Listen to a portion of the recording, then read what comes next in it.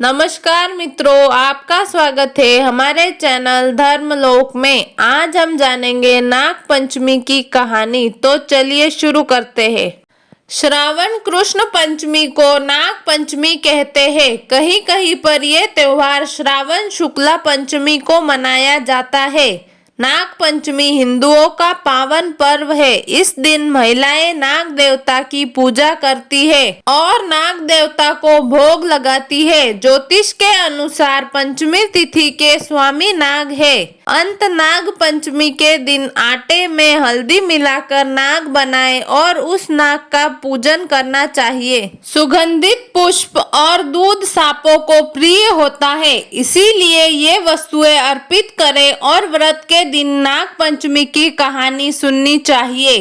नाग पंचमी को प्रसाद के रूप में भुने हुए जौ और चने देने चाहिए। इस दिन नाग पंचमी की कहानी या नाग पंचमी व्रत कथा सुनने से व्रत का पूरा फल मिलता है। तो आइए जानते हैं नाग पंचमी की कहानी। एक नगर में एक सेठ जी रहते थे। उनके 7 बेटे और 7 बहुएं थी। इन 7 बहुओं में से 6 बहुओं के तो पीहर थे, लेकिन 7वीं बहू का पीहर नहीं था। जब वो गर्भवती हुए तो उसे घेवर खाने की इच्छा हो रही थी। उसके पीहर नहीं था तो उसने एक घेवर चुराकर पानी भरने गई, तब ले गई।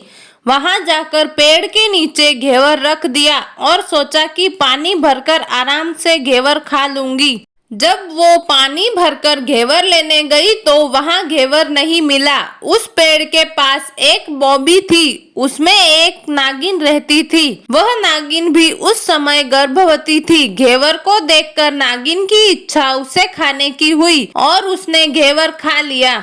उस नागिन ने सोचा कि यदि साहूकार की बहू मुझे गाली देगी तो मैं उसे डस लूंगी और यदि कुछ नहीं कहेगी तो उस बिना पीहर की को पीहर दिखा दूंगी।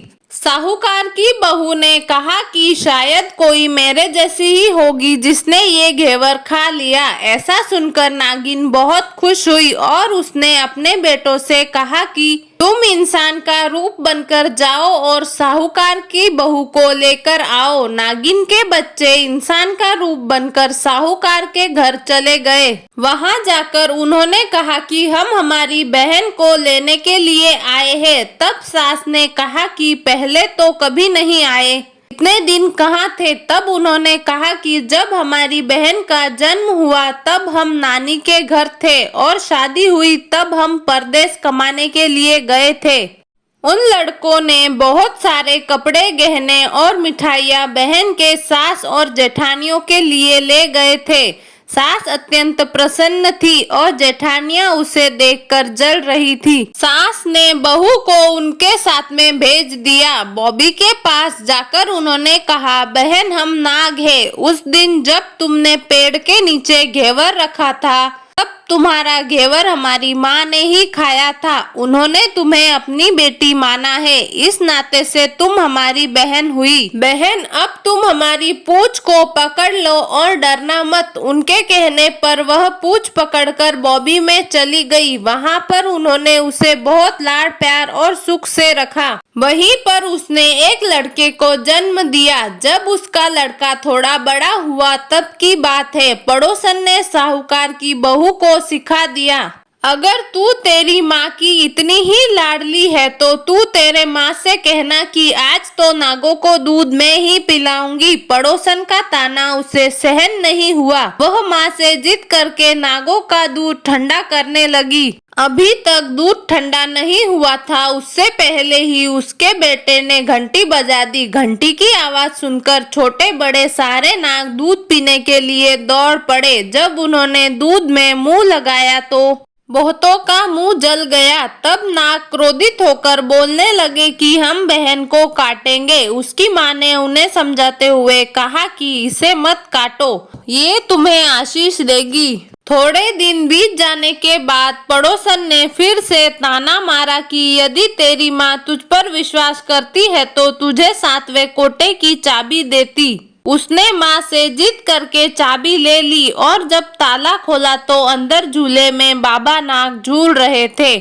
उसने बाबा नाग से कहा, सत सियाराम बाबा। उन्होंने कहा कि तूने सत सियाराम कर लिया, वरना मैं तुझे डस लेता। नाग देवता ने उसको 9 करोड़ का हार दे दिया। माँ ने अपने बेटों से कहा, बाई तो अब बड़े घरों में हाथ डालने लगी है, उसे घर पहुंचा दो। नागों ने साहूकार की बहू को बहुत से गहने कपड़े दिए और ससुराल पहुंचा दिया। थोड़े दिनों बाद की बात है, उसका बच्चा झाड़ू तोड़ रहा था। ताई ने कहा, झाड़ू मत तोड़, इतना तोड़ने का शौक है तो तेरे नाना मामा के यहाँ से लाया होता। सांपों ने सुन लिया। माँ से जाकर कहा। माँ ने कहा, 2 झाड़ू सोने के बनवाओ, 2 चांदी के बनवाओ और दे आओ। ताइया देखकर जल गई, कहने लगी, इसके तो ताने मारने से धन बढ़ता है। कुछ दिनों के बाद की बात है, बच्चा गेहूं बिखेर रहा था। ताई ने ताना मारा, गेहूं बिखेरने का शौक है तो नाना मामा से ले आता, हमारे यहाँ तो मत बिखेर। सांपों ने सुन लिया। माँ से जाकर कहा। माँ ने कहा, 2 बोरी दाने सोने के घड़ाओ, 2 बोरी दाने चांदी के घड़ाओ और दे आओ। ताइया और जल गई, कहने लगी, इसे ताने मत मारो, इसका धन बढ़ता है। छोटी जिठानी लकड़ी लेने गई, वहाँ सांप था। उसने सोचा सबसे छोटी को भेजना चाहिए, सांप उसे खा जाएगा तो मुसीबत मिट जाएगी। छोटी बहू लकड़ी लेने गई तो वहाँ सांप बैठा था। उसने कहा, भैया राम राम। सांप ने झट से बिछुए दे दिए, पहनकर छम छम करती चली आई। जेठानियां देखकर जल गई। 2-4 दिन बाद पान की गट्टियों में एक सांप देखा तो बड़ी जेठानी ने सबसे छोटी को पान लेने भेजा। उसने सोचा आज अवश्य सांप काट लेगा। सांप को देखकर छोटी बोली, भैया घर के क्या हाल चाल है, घर में सब ठीक तो है? सबको मेरा राम राम कहना। सांप ने मुंदड़ी पहना दी। जेठानियां फिर जल गई। उसका पति दुकान से आया, तब जेठानियों ने उसे सिखा दिया कि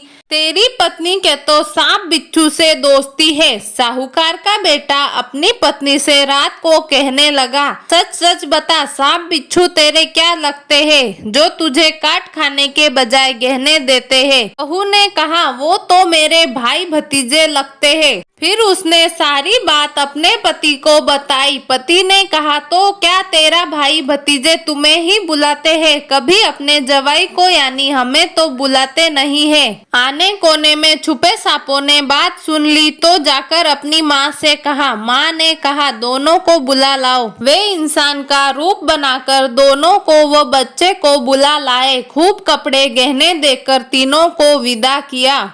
ऐसा समर्थ पीहर नाग पंचमी की कहानी कहने वालों को और नाग पंचमी की कहानी सुनने वालों सबको मिले।